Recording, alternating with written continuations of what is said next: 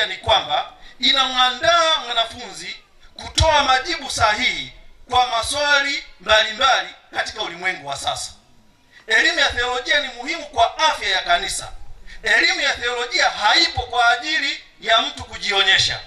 Kila Mkristo anapaswa kuwa mwanafunzi na shahidi wa Yesu Kristo. Sote tumeitwa kulitii agizo kuu la kuwafanya watu wote kuwa wanafunzi wa Yesu.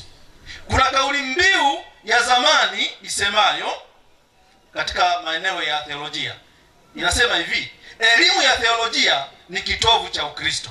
Kauli mbiu hii inapaswa ichukuliwe kwa uzito, hasa katika nyakati hizi.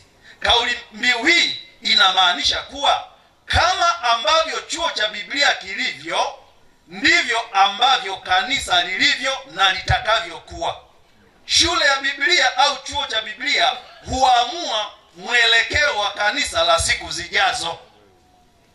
Wachungaji, maaskofu, wamishonari, wainjilisti na watumishi wengine katika kanisa hutekeleza kile walichofundishwa katika chuo cha Biblia au shule ya Biblia. Hurithisha maarifa na uzoefu kwa watu katika makanisa yao, kazi za umisheni au huduma za kufikia watu. Matokeo yake ni kwamba maisha ya washirika wa kanisa na huduma wanazohusika nazo huakisi kile kinachofundishwa katika shule na vyuo vya Biblia na theolojia.